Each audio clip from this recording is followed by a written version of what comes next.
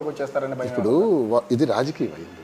ఒకటి మా ఇంటి రాజకీయం, రెండు బయట రాజకీయం అయింది. నాకు ఇప్పటికే చాలామంది బెదిరింపు కాల్స్ ఇన్ని ఉన్నాయి. అవన్నీ టెక్కల పోలీస్ స్టేషన్లో ఇచ్చాను కంప్లైంట్, ఎస్పీ గారికి ఇచ్చాను. నా మీద 2+2 ఉన్న గన్మ్యాన్ తీసి 1+1 గన్మ్యాన్ చేశారు. గన్ కూడా వెపన్ కూడా ఇవ్వండి అని స్వీయ రక్షణ కోసం అడిగాను. ఇంతవరకు శాంక్షన్ ఇవ్వలేదు. వీటన్నిటి మధ్య ఉన్న హెచ్చరికల మధ్య ఇటీవల తెలుగుదేశం వాళ్ళే ఇక్కడికి వచ్చి రాత్రులు కాసిన దానివల్ల రెక్కి చేసిన దానివల్ల ఇప్పుడు నేను లేని సమయంలో తాళాలు విరగ్గొట్టిన దానివల్ల మీరైతే ఏం చేస్తారు? What will you do? ఖచ్చితంగా ఎస్, చూస్తున్నటువంటి ఏ వ్యక్తి అయినా సరే ఏం చేస్తాడు?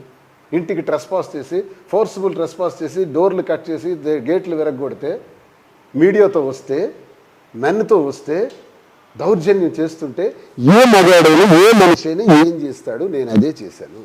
రైట్ సార్, ఇక్కడ ఎంత రాద్ధాంతం గత 5 రోజులుగా జరుగుతుంది. ఒక పక్క నుంచి మీ భార్య వాణి, మీ మామగారు, పిల్లలిద్దరూ ఆ బయటే ఉండి మీ మీద ఒక ఫోర్స్బుల్ వాతావరణం క్రియేట్ చేసి ఒక వివాదం అయితే ఉంటుంది. అది రాజకీయ కోణంలో నడుస్తుంది, ఫ్యామిలీ కోణంలో కూడా నడుస్తున్నటువంటి ఇక్కడ మధ్యలో ఉన్నటువంటి అసలు మాదిరి నిన్న మొన్నటి వరకు ఆమె మీద జరిగినటువంటి ట్రోలింగ్స్ కానీ, మెసేజ్లు కానీ చూస్తూ ఉంటే ఆమె మాట్లాడినటువంటి అడల్టరీ రిలేషన్షిప్ అని ఒక పదం వాడిన తర్వాత ఇది ఇంకా చాలా పెద్దదైపోయినట్టు.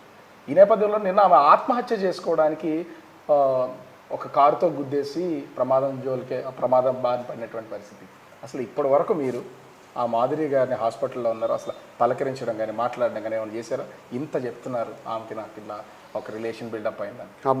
యాక్చువల్లీ మాధురి అనే అమ్మాయిని దువ్వాడవాణి నాకు పరిచయం చేసిన తర్వాత, బాగా పనిచేస్తున్న తర్వాత, దువ్వాడవాణి మాధురిని స్కేప్ గోట్గా, బలిపశువుగా వాడుకొని తన టికెట్ పొందిన తర్వాత మాధురి గురించి ఒకసారి ఆలోచిద్దాం. ఈ సందర్భంగా ఏమైంది? ప్రచారం చేసేసింది కదా పైనుంచి కింద వరకు దువ్వాడ సరింతో లింక్ ఉందని. ఈ లింక్ కాస్త అత్తవారు బయటికి పంపించారు, కన్నవారు బయటికి పంపించారు. 3 పసిపిల్లలు. వ్యక్తిగతంగా ఆస్తిపరురాలు కాబట్టి సరిపోయింది. వైజాగ్లో ఏవో బంగ్లాస్ ఉన్నాయి, ఆమెకు సొంతంగా ఓ పెట్రోల్ బంక్ ఉంది, ల్యాండ్స్ ఉన్నాయి కాబట్టి ఆస్తిపరురాలు కాబట్టి సరిపోయింది. 3 పిల్లలతో నిలబడగలిగింది. వీళ్ళు పంపించేసిన ఈ పరిస్థితుల్లో నిలబడినటువంటి మాధురి ఒకసారి నాకు ఫోన్ చేసింది. సార్, నాకు చాలా విధాలుగా ట్రోల్ చేస్తున్నారు. మీకు టికెట్ ఉందో పోయిందో నాకేంటి తెలుసు, రాజకీయాల్లోకి తెచ్చిందే మీ కుటుంబం, వాణి పోటీ చేస్తున్నారంటే నాకైతే నాకు అన్నవారు అత్తవారి నుంచి ప్రాబ్లం వచ్చింది, భరించలేకపోతున్నాను, చావాలని ఉంది సార్ అని అన్నారు. అంటే ఇంత మాట్లాడుతుంది ఎందుకు అని నాకు ఎందుకు అనుమానం. సార్, నేను విజయవాడలో ఉన్నాను, ఒకసారి మాట్లాడదాం అంటే వచ్చింది అమ్మాయి. వచ్చిన తర్వాత హోటల్లో కూర్చొని మాట్లాడుతున్నాను. అన్నీ నచ్చజెప్పిన తర్వాత సడన్గా ఇమోషన్ అవుతూ, అలాగే యాంటీ రూమ్ ఉంటుంది హోటల్లో, ఆ రూమ్లోకి వెళ్ళిన తర్వాత నేను అలా ఆలోచించుకుని రూమ్లో ఉన్నాను. ఎందుకో నాకు ఒక 1 మినిట్ అయిన తర్వాత డౌట్ వచ్చింది.